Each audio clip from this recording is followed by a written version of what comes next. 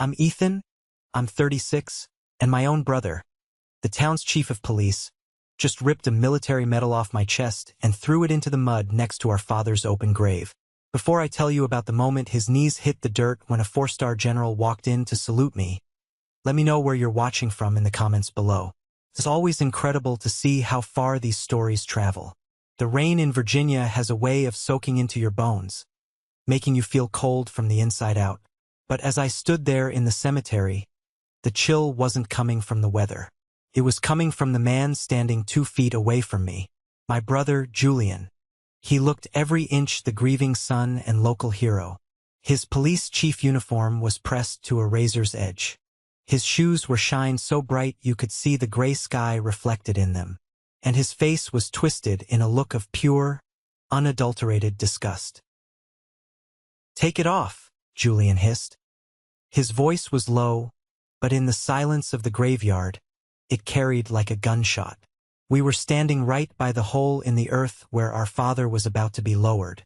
The priest had just finished his prayer. The mourners, my mother, my stepfather, aunts, uncles, and half the town were watching. I didn't move. I stood at attention, my eyes fixed on the mahogany casket.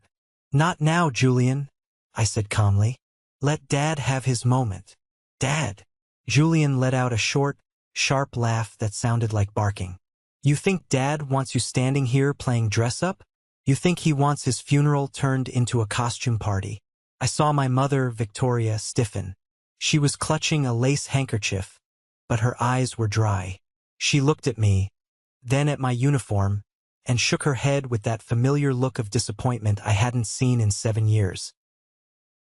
"It's not a costume, Julian," I said, my voice steady. "Please, just let it go for an hour." "No." Julian stepped closer, invading my personal space. I could smell his expensive cologne mixed with the damp earth. "I checked the records, Ethan. I ran your name through the database 3 times. You know what came up? Nothing. Classified? No, just blank. You're a ghost. You've been washing dishes or fixing cars for 7 years, and you dare to come back here to my town, wearing a Major General's stars." He reached out. His hand was heavy, aggressive. "You're stealing valor, Ethan. That's a federal crime. And as the chief of police, I'm not going to let you disrespect this family. Don't touch the uniform," I warned him. My tone dropped an octave. It wasn't a threat. It was an order. But Julian was used to being the biggest dog in the yard. He grabbed the lapel of my dress blouse. With a violent jerk, he ripped downwards. The sound of fabric tearing was sickening. One of the medals, my Distinguished Service Cross, popped off the pin. It tumbled through the air in slow motion, landing with a soft splat in the wet, red clay right next to the grave. The crowd gasped. I heard my Aunt Clara let out a little shriek. Julian held the torn fabric in his fist, panting slightly. "There," he spat. "Now you look like what you really are, a failure." I looked down at the medal in the mud. That piece of metal represented blood. It represented friends I'd lost in places Julian couldn't find on a map. It represented nights where the sky lit up with fire and I had to make calls that no human being should ever have to make. My hands curled into fists at my sides. The muscle memory of combat training twitched in my shoulders. I could have dropped him. It would have taken less than 2 seconds. A strike to the throat, a sweep of the leg. He would be down before he realized he was falling. But I didn't move. I took a breath. I looked at the casket. "Pick it up," I said. Julian laughed. He actually laughed. He turned to the crowd, spreading his arms wide, playing to his audience. "You see this?" he shouted to the mourners. "This is what I have to deal with. My brother returns after 7 years of silence, lying to your faces, wearing honors he didn't earn. He wants the inheritance. He wants the pity. Well, not on my watch." My mother stepped forward then. I thought for one split second she might defend me. I thought she might say, "Julian, stop. It's your father's funeral." Instead, she looked at me with ice in her veins. "Ethan," she said, her voice trembling with staged heartbreak, "why do you always have to ruin everything? Just go, please." Before you embarrass us more. That hurt more than the ripped jacket. That was the dagger in the gut. You heard Mom, Julian sneered, his hand dropping to the handcuffs on his belt. Get out of here. Walk away, or I arrest you right now for impersonating a federal officer. I looked at Nana Rose. My grandmother was sitting in her wheelchair near the front. She was the only one not looking at me with contempt. Her eyes were filled with tears, and she gave me the tiniest nod. Hold your ground, that nod said. I looked back at Julian. I saw the insecurity behind his arrogance. I saw a man who needed to crush me to feel tall. I'm not leaving, Julian, I said quietly. And you're going to regret touching that metal. Is that a threat? Julian unclipped his handcuffs. The metallic click echoed. Folks, I'm sorry you have to see this, but the law is the law. He reached for my wrist. That was the moment the ground began to vibrate. It started as a low hum, like thunder rolling in the distance. But it wasn't thunder. It was engines. Powerful, precision-tuned engines. Julian paused, the handcuffs dangling from his finger. He looked toward the cemetery gates. We all turned. Rolling through the iron gates, pushing aside the mist, was a convoy. But not just any convoy. These weren't police cruisers. They weren't standard military Humvees.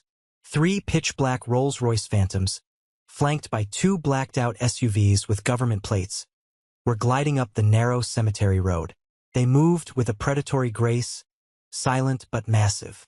They didn't stop at the parking lot. They drove right onto the grass, their massive tires crushing the wet turf, heading straight for us. Julian's face went pale. He dropped his hand. Who the hell? The lead SUV stopped 20 feet away. The doors flew open. 4 men in dark suits with earpieces stepped out. They moved with a speed and fluidity that made Julian's deputies look like mall cops. They formed a perimeter. Then the middle Rolls-Royce stopped. The rear door opened. A boot hit the mud. A boot polished to a mirror shine, just like Julian's, but attached to a uniform that commanded instant silence. It was General Silas Vance, 4 stars on his shoulder, the commander of Joint Special Operations. Julian's mouth fell open. He looked at the general, then at me, then back at the general. He didn't understand. In his small world, he was the authority. He had no idea what kind of shark had just entered his pond. I looked at my brother and whispered, I tried to warn you. To understand why a 4-star general would crash a funeral in a small town in Virginia, you have to understand how I ended up back in Chestville in the first place. 3 days ago, I was in a briefing room in a location I can't name, 5,000 miles away. The air conditioner was humming, and I was going over satellite recon photos. My life was simple: mission, intel, execution. I didn't have a family. I had a unit. Then the red phone on the secure line blinked. It wasn't a mission update. It was a personal notification. My father, Robert Sterling, had died of a massive heart attack. I sat there in that cold room for a long time. I hadn't spoken to my father in 7 years. Not because I didn't love him, but because leaving was the only way to protect him from the truth of what I did. And because staying meant living in the shadow of Julian, the golden child. I requested immediate leave. General Vance signed it himself. Go home, Ethan, he had told me, his voice gravelly but kind. Bury your father. Wear the uniform. He would have wanted to know. He would have wanted to know. That phrase haunted me on the flight back. I landed at Dulles Airport and didn't call anyone. I didn't want a welcome committee, and I certainly didn't expect one. I took a cab, a beat-up yellow sedan that smelled like stale tobacco and pine air freshener. As we drove into Chestville, the memories hit me like physical blows. The old cinema where I had my first kiss. The high school football field where Julian was the star quarterback and I was the kid in the band. The police station that was now Julian's personal kingdom. When the cab pulled up to the funeral home for the viewing, I saw it. Parked right in front, blocking the handicap ramp, was a brand new Lamborghini Urus. Bright, screaming yellow. It looked ridiculous against the gray stone of the funeral home. Some car, the cab driver whistled. Drug dealer.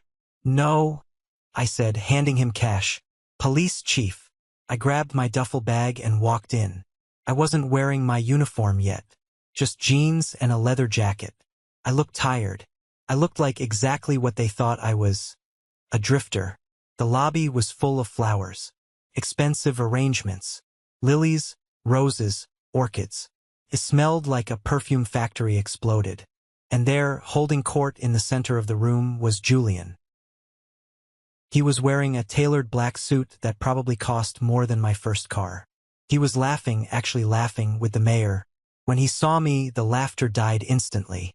"Well," Julian said, his voice booming so everyone could hear, "look what the cat dragged in."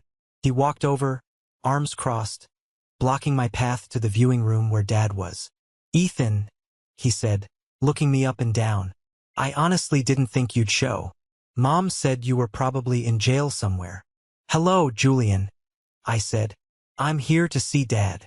"He's dead, Ethan. You're a little late for a reunion." He stepped closer, lowering his voice. "Look at you. Rough hands. Cheap boots.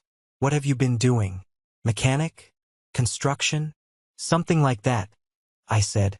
I wasn't going to explain that the calluses on my hands came from rope climbs and weapon handling, or that the scar on my neck was from a piece of shrapnel in Syria. My mother appeared from the side room, Victoria Sterling. She looked older, her face pulled tight with Botox, her diamonds glittering under the funeral home lights. "Ethan," she said, "no hug, no tears, just a cold appraisal. I hope you brought a suit. We have a reputation to maintain.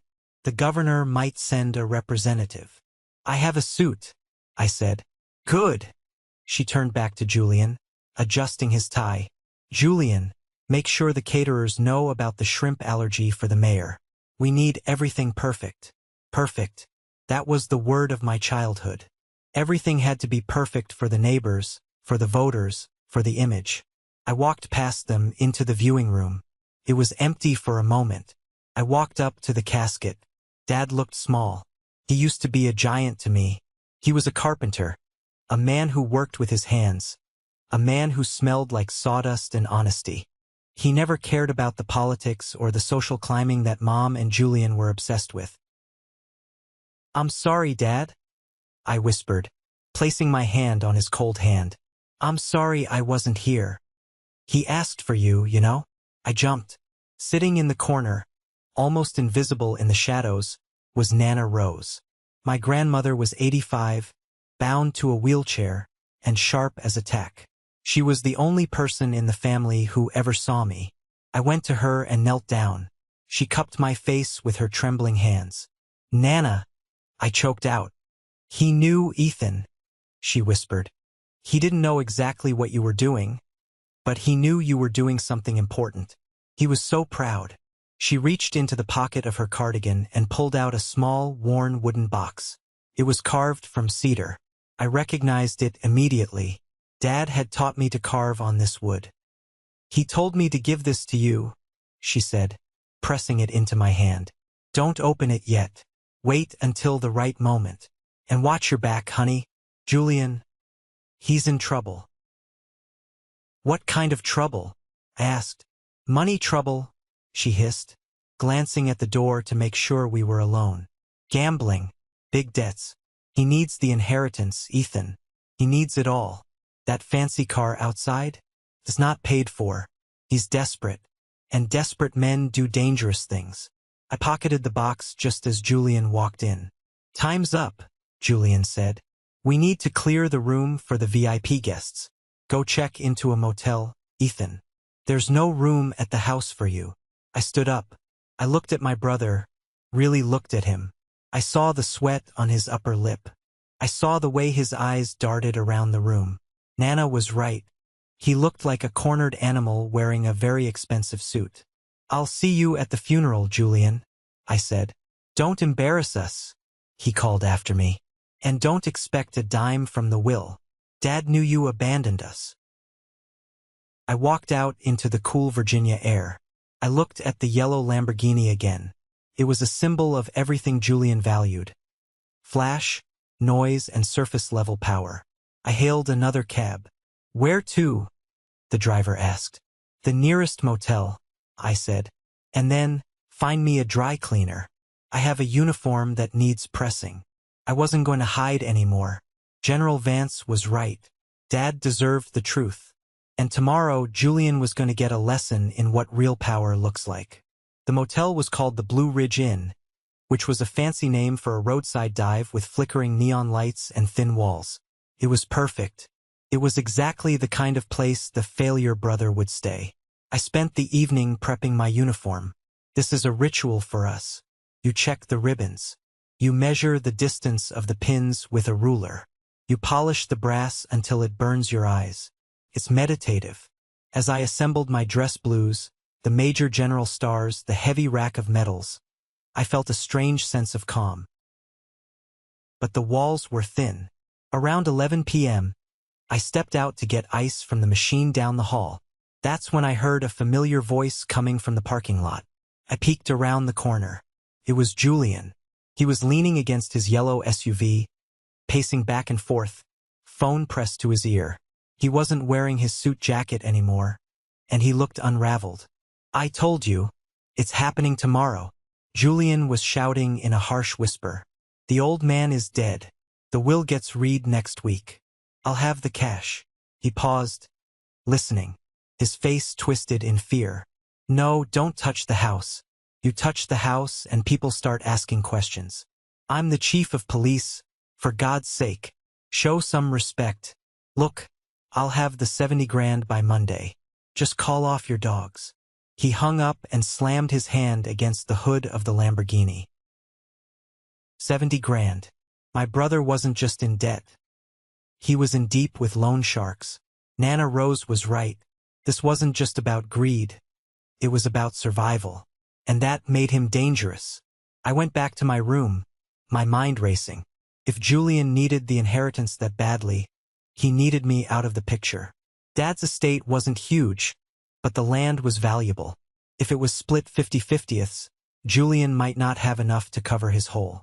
He needed 100%. The next morning, the day of the funeral, I drove a rental Ford Focus to the house. I wanted to ride with the family to the church. It was a courtesy. When I walked into the kitchen, the tension was thick enough to choke on. My stepfather, Stanford, was drinking a Bloody Mary at 9 a.m. Mom was fussing over a flower arrangement. You're here, Mom said, not looking up. Did you find a suit?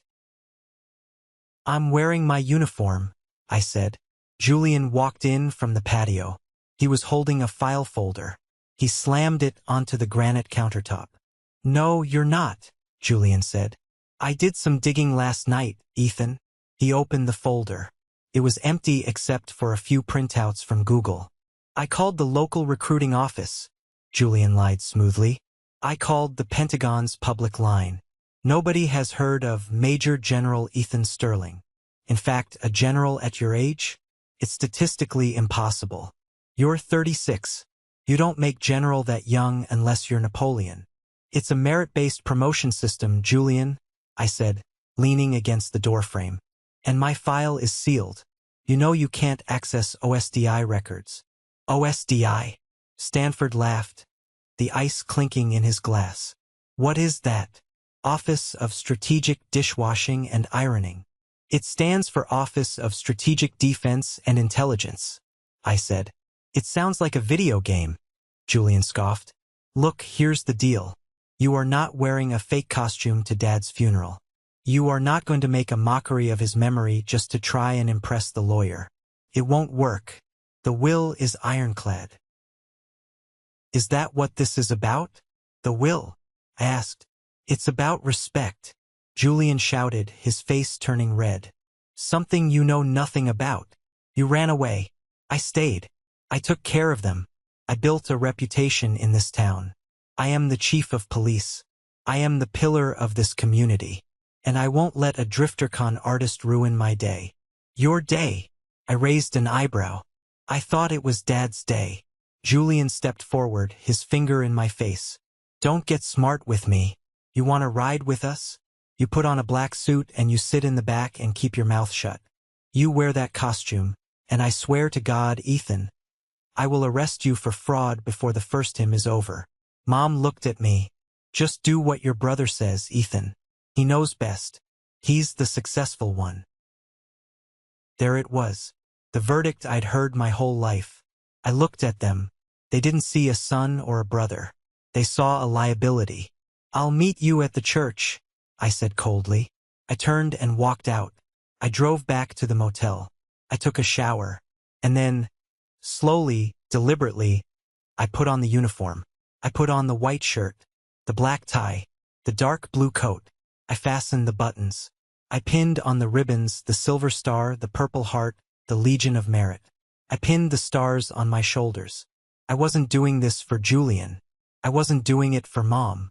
I was doing it for the man in the box who used to let me carve wood in his shop while he told me stories about being honest.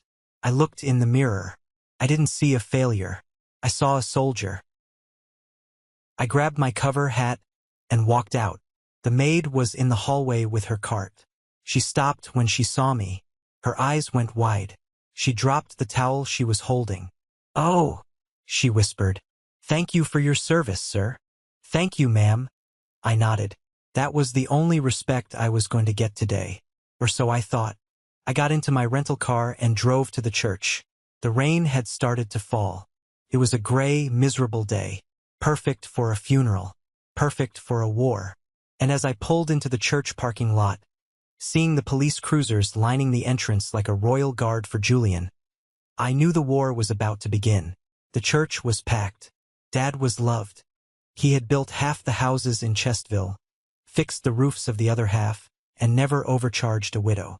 The pews were filled with people wearing work boots and flannel shirts, mixed in with the town council members Julian had dragged along. I walked in 10 minutes before the service started. I was wearing my raincoat over my uniform, buttoned all the way up. I didn't want to cause a scene inside the sanctuary. Not yet. I found a spot in the back row. The air smelled of damp wool and old hymnals. Up at the front, Julian was working the room like a politician. He was shaking hands, patting backs, nodding solemnly. He looked the part of the grieving, dutiful son perfectly. He was whispering to the mayor, then to the sheriff from the next county. I saw him point to the back of the room, towards me. I saw the sheriff squint at me, then shake his head in disgust. The whisper campaign had begun. Julian was planting the seeds. Ethan's unstable. Ethan's a liar. Ethan's broke and looking for a handout. I saw Aunt Clara turn around and glare at me. She leaned over to her neighbor. I could read her lips. Disgrace. The service began. The pastor spoke about Dad's kindness. He spoke about his humility. Then it was time for the eulogy. Julian walked up to the pulpit. He adjusted the microphone. He looked out at the crowd with practiced sorrow. "My father," Julian began, his voice catching theatrically, "was a simple man, but he valued strength. He valued law and order." I gripped the pew in front of me. Dad didn't care about law and order in the way Julian meant. Dad cared about fairness. "Dad was proud of me," Julian continued. "When I became chief, he told me, 'Julian, you are the protector of this family.' And I took that to heart. I stayed here. I protected this town. While others—" He paused, his eyes flicking to the back row to me. "While others ran away to find themselves, I stayed to build something." The audacity was breathtaking.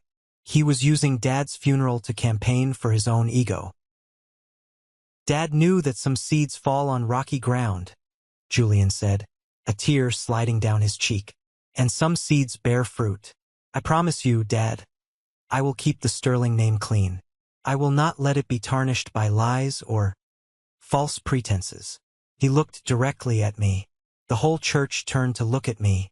I felt the heat rise in my neck. Under my raincoat, my heart was hammering against my ribs, not from fear, but from rage. The service ended. The pallbearers, Julian and 5 of his deputy friends, lifted the casket. I hadn't even been asked. The son who held the father's hand when he taught him to use a saw wasn't allowed to carry him the final mile. We moved outside to the convoy. The hearse led the way. Then Julian's yellow Lamborghini. which he insisted on driving in the procession. Then the family limo. Then the line of cars. I got in my Ford Focus. I was the last car in the line. The drive to the cemetery was slow. The rain was coming down harder now. The windshield wipers slapped back and forth, like a metronome counting down the seconds to the explosion. I thought about the box Nana Rose gave me. It was in my pocket. I wondered what was inside. When we arrived at the graveside, the mud was slick. The tent was set up over the open grave, but it wasn't big enough for everyone. The family stood under the canvas. I stood outside in the rain. I decided it was time. I unbuttoned my raincoat. I slipped it off and draped it over my arm. The dress blues stood out against the gray day like a beacon. The gold braid, the rows of colorful ribbons, the silver stars on my shoulders catching the diffused light. I saw the whispers start again. The nudges. Is that real? I heard a cousin ask. No, Aunt Clara hissed loud enough for me to hear. Julian says he bought it at a surplus store. It's a costume. He's sick in the head. I walked forward. I wanted to place a single white rose on the casket. That was when Julian stepped out from under the tent. He had seen me. His face went purple. He whispered something to his two deputies, Thorne and Miller. They put their hands on their belts near their tasers. Julian marched toward me. The wet grass squelched under his shoes. I told you, Julian said, his voice trembling with fury. I told you not to do this. I'm paying my respects, Julian, I said. You're mocking him, Julian shouted, losing his composure. You think you can just waltz in here playing soldier? You want people to think you're some kind of hero? You're a fraud. Ethan, a fraud. The crowd fell silent. The priest stopped chanting. This is a funeral, Julian, I said, my voice cutting through the rain. Stand down. I am the chief of police, Julian screamed. I don't stand down to a fake. And that brings us back to the moment. The moment he reached out. The moment he grabbed my lapel. The moment the fabric tore, and the Distinguished Service Cross fell into the mud. The moment the world stopped turning. And then, the moment the engines started. The sound of the Rolls-Royce engines was a low, menacing growl. It was a sound that smelled of money and power. Julian froze. His hand was still hovering in the air where he had ripped my coat. He turned his head slowly, like a rusty machine. The three massive cars came to a halt on the grass. They were lined up in a perfect echelon formation. The windows were tinted so dark they looked like black mirrors. For 5 seconds, nothing happened. The rain drummed on the roofs of the cars. The only sound was the idling engines. Then, the doors of the lead and rear SUVs opened in perfect synchronization. The security detail spilled out. These weren't local cops. These were men who looked like they chewed glass for breakfast. They wore earpieces, dark suits that didn't wrinkle, and they moved with lethal efficiency. They fanned out, pushing the crowd back gently but firmly. Please step back, one agent said to the mayor. Step back for the official delegation. Delegation? The mayor sputtered. What delegation? Then the rear door of the center Rolls-Royce opened. A soldier in full dress uniform stepped out first, an aide-de-camp. He snapped an umbrella open and held it by the door. Then General Silas Vance stepped out. He was a mountain of a man. His face was weathered like old leather, etched with the lines of 1,000 hard decisions. On his chest were more medals than anyone in that town had ever seen. On his shoulders, 4 silver stars gleamed. A ripple of shock went through the crowd. You didn't need to be in the military to know that 4 stars meant God in the chain of command.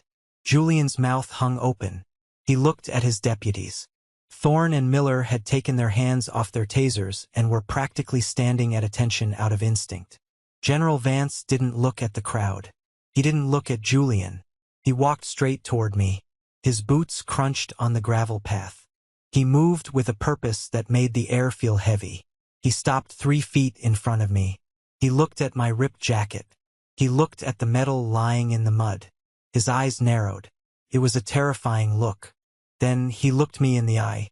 Major General Sterling, Vance said.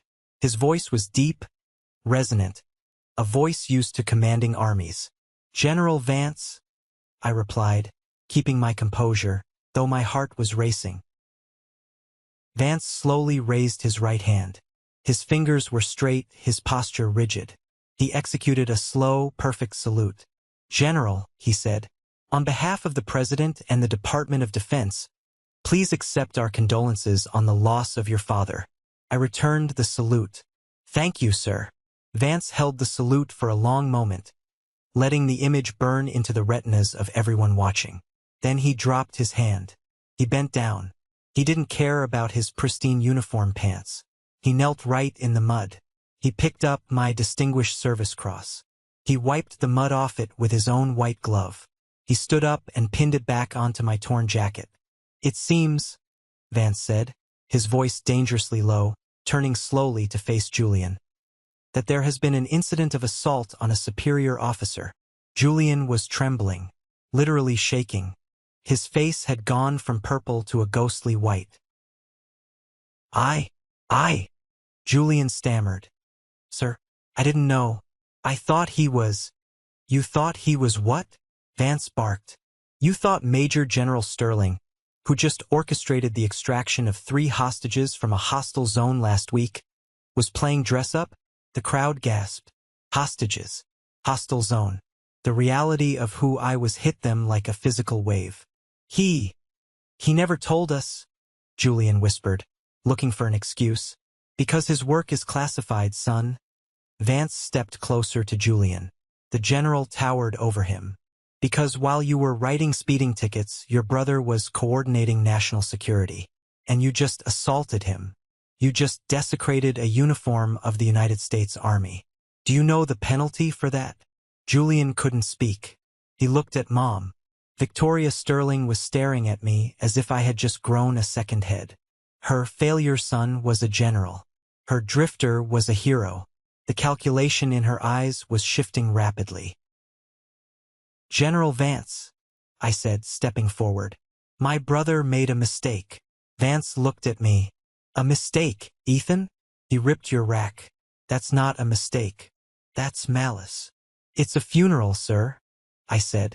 Let's finish burying my father. Vance nodded slowly. As you wish, General. He turned to his aide. Bring the flag. The aide ran to the car and brought back a folded American flag, the heavy, ceremonial kind. Vance took it. We heard the local VFW couldn't make it, Vance said to the crowd. So the honor guard from Arlington volunteered. From the SUVs, 6 soldiers in dress blues marched out. They carried rifles. They lined up by the grave. Present. Arms! The sergeant shouted. Click-clack. 6 rifles snapped up. Julian was pushed to the side. He was standing in the mud. Forgotten. He wasn't the chief anymore. He was a spectator at his own show. Ready. Fire. Crack. The gunshot echoed through the valley. Crack. Crack. 21 guns. The highest honor. My mother started crying. Real tears this time. Maybe because of the beauty of it, or maybe because she realized how wrong she had been. When the shots faded, the bugler played taps. The mournful notes floated over the rain-soaked cemetery. I saluted my father's casket. Goodbye, Dad. You know now. When the flag was folded into a perfect triangle, General Vance took it. Usually, this is given to the widow. Vance walked over to my mother. She reached out her hands, expecting to receive it. Vance paused. He looked at her. Then he looked at me. He bypassed her completely. He walked over to me. General Sterling, Vance said, pressing the flag into my chest. On behalf of a grateful nation. I took the flag. Felt heavy.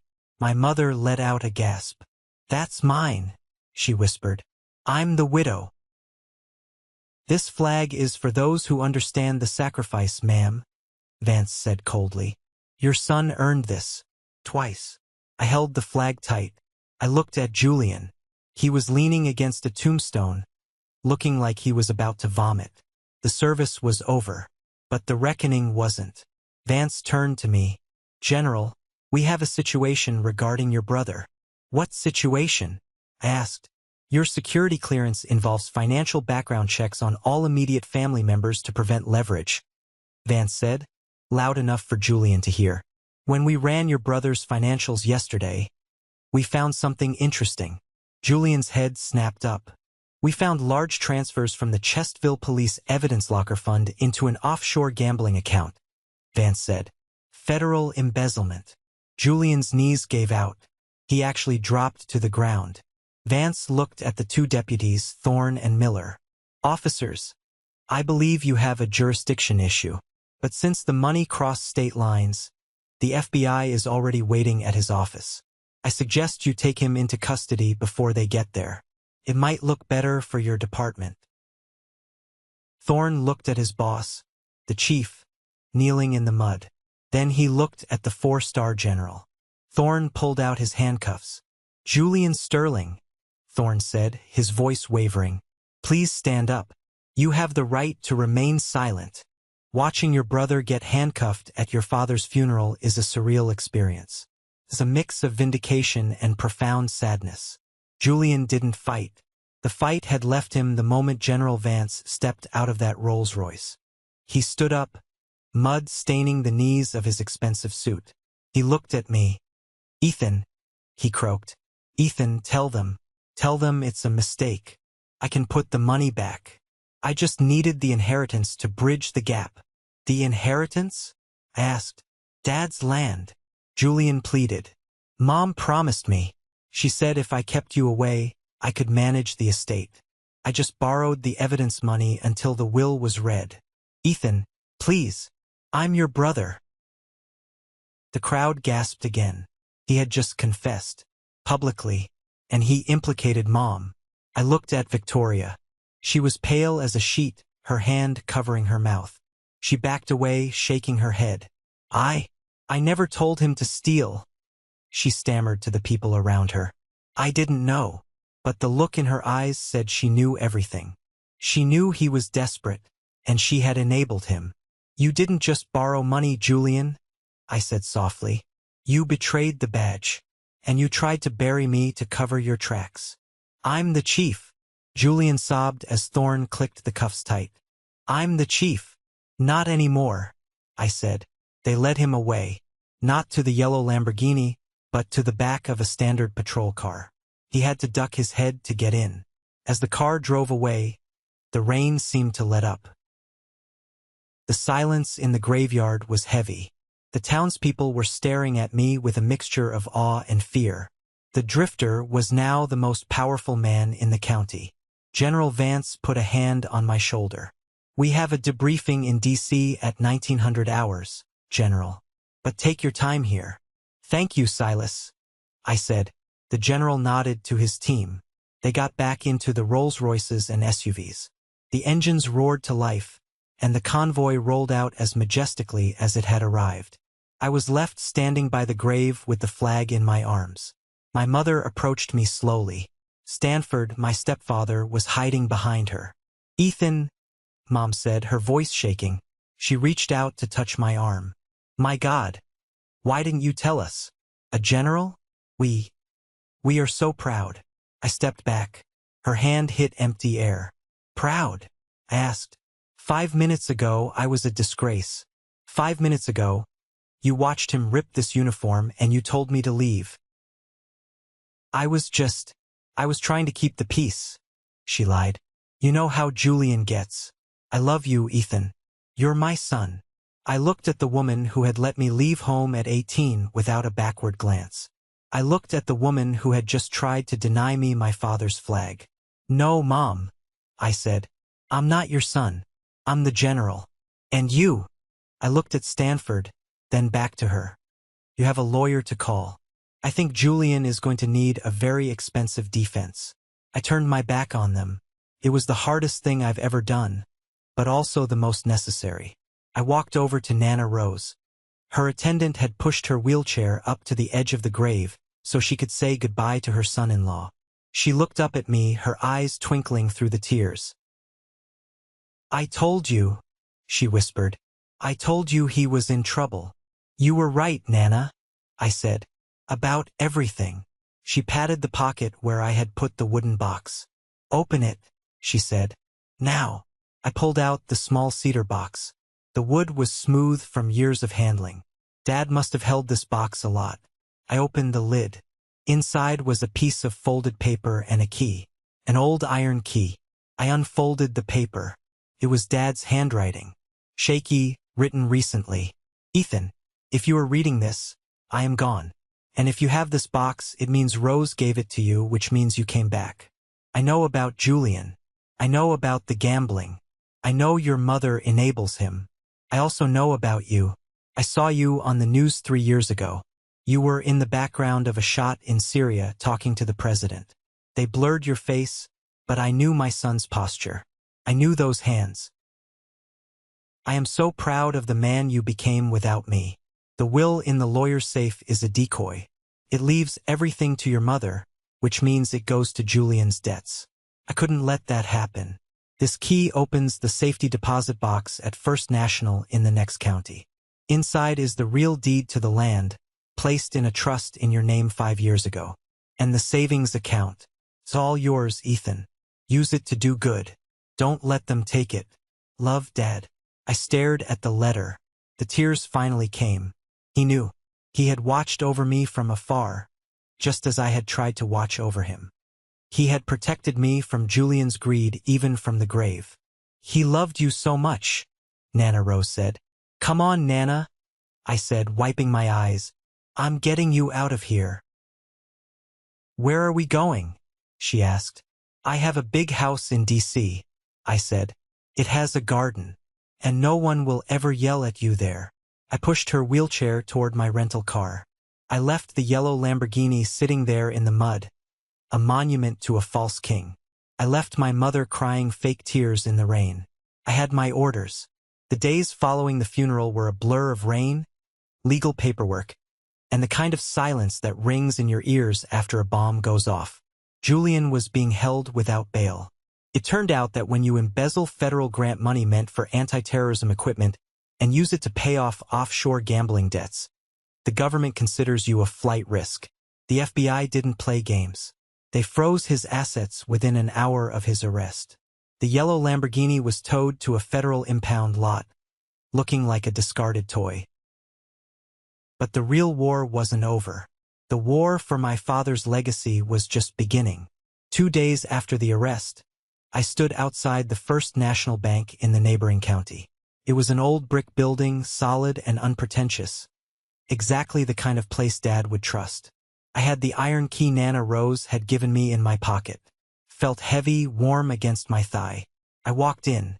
The bank manager, a woman named Mrs. Higgins who looked like she had been running the place since the Reagan administration, looked up. I wasn't wearing my uniform today, just jeans and a flannel shirt. I didn't need the stars to handle this. Can I help you, son? She asked.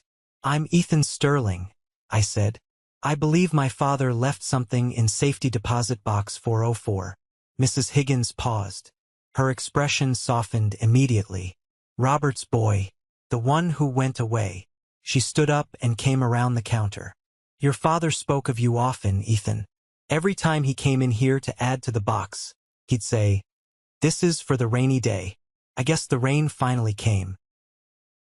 She led me into the vault. It smelled of dust and old money. We found box 404. I inserted the iron key. She turned her master key. The lock tumbled with a satisfying thunk. She stepped back to give me privacy. I pulled the long metal drawer out.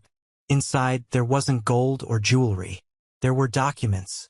Thick, legal documents bound in blue paper. And a ledger. I opened the ledger first. It was a record of deposits. Every month for the last 7 years, Dad had been siphoning off profits from his contracting business. Not huge amounts, but steady. $500, $1,000. Job at the Miller place completed $2,500. The final balance at the bottom of the page made my breath catch. It wasn't a fortune by Wall Street standards, but for a carpenter in rural Virginia, it was a life's work, $300,000. But the documents underneath were more important. I pulled them out. The title read, The Sterling Family Revocable Trust. Sole beneficiary, Ethan James Sterling. And stapled to the back was the deed to the family farm, the 200 acres of prime land that Julian had been so desperate to get his hands on. Dad hadn't just left me money. He had legally transferred ownership of everything that mattered into a trust 5 years ago. He had removed it from his personal estate entirely. Why? Because he knew. He knew that if he left it in a standard will, Mom would nag him until he changed it, or Julian would find a way to contest it. A trust was different. It was a fortress. I took the box and drove straight to the law office of Henderson and Barnes in downtown Chestville. This was where the official reading of the will was scheduled to take place at 2 p.m. When I walked into the conference room, the atmosphere was toxic. My mother, Victoria, was sitting at the mahogany table. She looked 10 years older than she had at the funeral. Her eyes were puffy, but her jaw was set in that familiar, stubborn line. Next to her was Stanford, my stepfather. He was nervously tapping a pen on the table. And there was a new face, a slick lawyer I didn't recognize, sitting next to Mom. Probably a criminal defense attorney they had hired for Julian. "You're late," Mom snapped. Old habits die hard. Even with her golden child in a federal cell, she still needed someone to blame. "I had an errand to run," I said, taking a seat opposite them. I placed the metal box on the table. Mr. Barnes, Dad's old lawyer, sat at the head of the table. He looked uncomfortable. He adjusted his glasses and cleared his throat. "We are here to read the last will and testament of Robert Sterling," Mr. Barnes said. "Let's get this over with," Stanford grumbled. "We have a bail hearing to pay for. Julian needs the best representation." About that, the new lawyer interjected. "Mrs. Sterling has authorized the liquidation of the estate's assets to cover the legal defense fund. We'll be needing the deed to the property immediately." I sat back and crossed my arms. "Is that so?" "It's a family emergency, Ethan," Mom said, her voice rising. "Your brother is in jail. He made a mistake. A horrible mistake. But we have to get him out. Dad would have wanted us to help him. Dad would have wanted justice," I said calmly. Mr. Barnes opened the folder in front of him.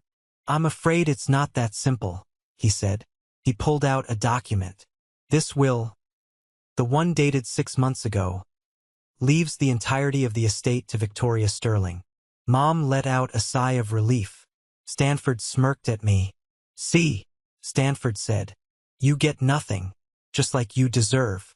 Now sign the release forms so we can sell the land." "However," Mr. Barnes continued, his voice shaking slightly, "this will only covers assets held in Robert's name at the time of his death." "What does that mean?" Mom asked sharply. "It means," I said, reaching for the metal box, "that this will is a decoy." I opened the box and slid the trust documents across the table toward Mr. Barnes. "Check the dates, Mr. Barnes," I said. "And the deed." Mr. Barnes picked up the papers. He scanned them. His eyebrows shot up. A small smile played on his lips. He had always liked Dad. "This is a living trust," Mr. Barnes announced. "Dated 5 years ago. It transfers the title of the farm, the house, and the associated savings accounts into the ownership of the trust." "So," Mom demanded, "who controls the trust?" Mr. Barnes looked up over his glasses. "The sole trustee and beneficiary is Ethan James Sterling." The room went dead silent. You could hear the hum of the air conditioner. Mom's face went white. Stanford dropped his pen. "That's a lie," Mom whispered. "Robert wouldn't do that. He wouldn't cut me out." "He didn't cut you out, Mom," I said. "He left you his life insurance policy, $50,000. That's in the will. But the land? The hard assets? He knew you'd sell them. He knew Stanford would spend it. And he knew Julian would gamble it away." "You can't do this," Stanford shouted, standing up. "We need that money. Julian's lawyer wants a $100,000 retainer just to start. If we don't pay, he rots in there." "Then he rots," I said. Mom looked at me with horror. "He is your brother. How can you be so cruel? He has children. Think of your nieces. I am thinking of them, I said. That's why I'm setting up a college fund for them. A real one. Not the fake one Julian claimed he had while he was buying sports cars. I stood up. I felt 10 feet tall. The ghost of my father felt very present in that room. Here is what is going to happen, I said, using my command voice, the one that made colonels nervous. Mom, you can stay in the house for 6 months. That gives you time to find an apartment. Stanford, you're not on the lease. You leave today. You can't kick me out. Stanford spluttered. It's my house, I said, and I don't want the man who called me a failure sleeping under my father's roof. And Julian? Mom asked, tears streaming down her face. Tears of defeat, not sorrow. Julian is going to face the consequences of his actions for the first time in his life, I said. I won't pay for his lawyer. I won't pay his bail. And if you try to use the life insurance money to help him, that's your choice. But the farm stays with me. I turned to Mr. Barnes. Draw up the papers for the eviction of Stanford, and start the process for the education trust for Julian's kids. I want to make sure the money goes directly to the schools, so neither their father nor their grandmother can touch it. Ethan, Mom screamed as I walked to the door. If you walk out that door, you have no family. I paused, my hand on the knob. I looked back at them. A broken, toxic tableau of greed and entitlement. I have a family, I said. Her name is Nana Rose, and I'm going to get her now. I walked out. The air outside tasted sweet, tasted like justice. That afternoon, I went to the nursing home. Nana Rose was waiting by the window, her bags already packed. She had faith. Did you get it? She asked when I walked in. I got it, I said, kissing her forehead. We're going home, Nana. Not to the farm. To my home. In D.C. Good, she said, patting my hand. This town never deserved us anyway. As I wheeled her out to my rental car, my phone buzzed. It was a text from General Vance. Debrief scheduled for 0900 Monday. Good work, General. And Ethan? Keep the flag. I smiled. The nightmare of the last 7 years was finally over. The shadow of the golden child had been dispelled by the harsh light of truth. 1 year later, the cherry blossoms in Washington, D.C. were in full bloom, painting the city in shades of pink and white. It was a stark contrast to the gray mud of the cemetery in Chestville.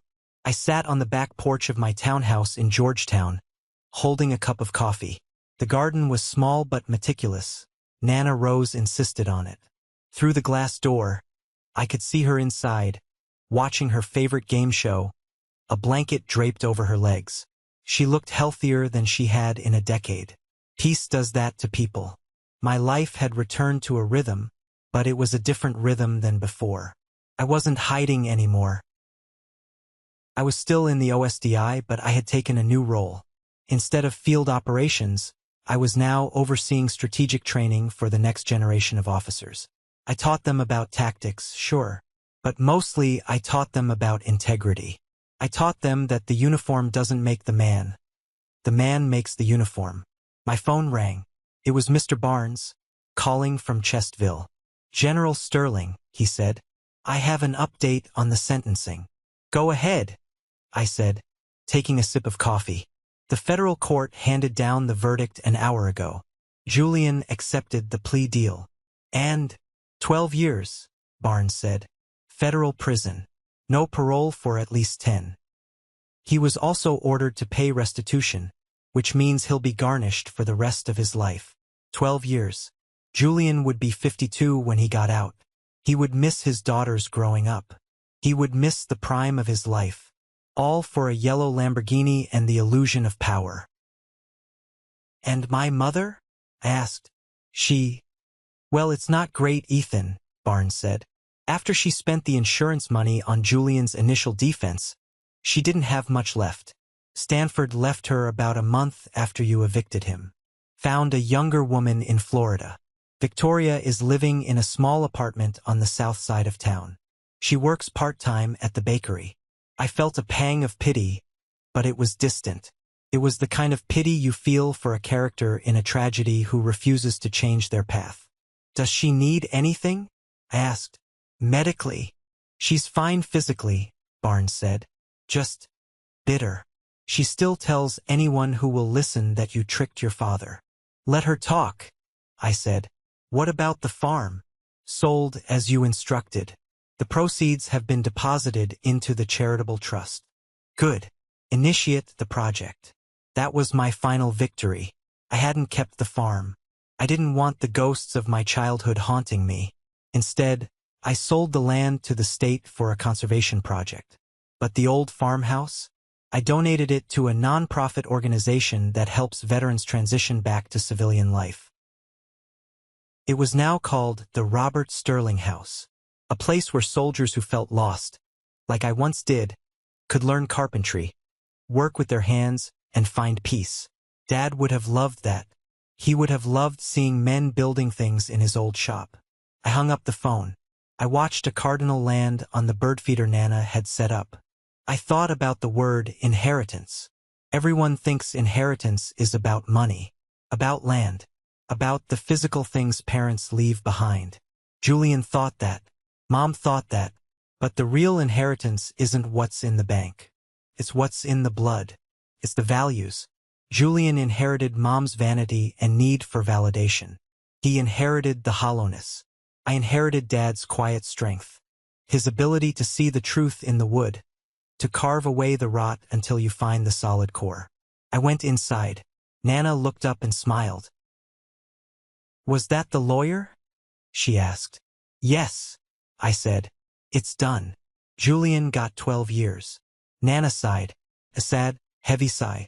He was a sweet boy once, you know, before the world told him he was special just for existing. I know, I said. And you? She asked, eyeing me critically. Are you okay? I sat down next to her and took her hand. I looked around the room, at the pictures of my team, the flag from Dad's funeral folded in a glass case on the mantel, and the wooden box sitting on the shelf. I realized I wasn't angry anymore. The rage that had fueled me in the cemetery had burned out, leaving behind a clean, fertile ash. I didn't need their approval. I didn't need them to know I was a general to feel worthy. I knew who I was. I'm good, Nana, I said. I'm finally free. She squeezed my hand. Then go make me some tea, General. I'm missing Jeopardy. I laughed. It was a real laugh, light and unburdened. I went to the kitchen. As the kettle boiled, I looked at my reflection in the window. I saw a man who had walked through fire and come out the other side. I saw a man who had lost a family but found a home. And I realized that sometimes the family you are born into is just a starting point. The family you build, the people who stand by you in the rain, who salute you when you're down, who hand you the key when you're locked out. That is your true legacy. Thank you for walking this journey with me. It wasn't an easy story to tell, but it's an important one. If there is one thing I want you to take away from my experience, it is this. Your worth is not defined by how others treat you, even if those others are your own family. We grow up thinking that family is a sacred bond that must be preserved at all costs. But sometimes that bond becomes a chain. Julian and my mother taught me that toxic people will drown you to save themselves, and they will call it love. True loyalty isn't blind obedience. True power isn't a badge or a loud car. It's the quiet integrity of doing the right thing when no one is watching, just like my father did with that trust. He protected me when I couldn't protect myself. If you are the black sheep or the scapegoat in your family, I want you to know, you are not the problem. You are likely the only one telling the truth. Don't be afraid to walk away. Don't be afraid to build your own table if they don't give you a seat at theirs. I read every single comment you guys write. It means the world to me. So, I have a question for you. Have you ever had to cut ties with a family member to save your own peace? Or have you found a chosen family that loves you better than your blood relatives? Let me know in the comments. Or, if this story resonated with you and you agree that integrity is the only currency that matters, just comment the word good. Tells me that we are on the same page. Stay strong. Stand tall. and never let anyone rip the medals off your chest. Ethan out. Thank you so much for staying with me until the very end of today's story. Family drama is never easy to talk about, but sharing these moments with you makes the burden feel a little lighter. I hope that through my journey, you might find a piece of your own story or perhaps a lesson to hold on to. If you connected with this video, please consider subscribing and hitting the notification bell. Your support is the biggest motivation for me to keep sharing these raw, honest chapters of my life. Don't forget to leave a comment. I'd love to hear your thoughts or similar experiences. Stay tuned for the next update, and I'll see you in the next video.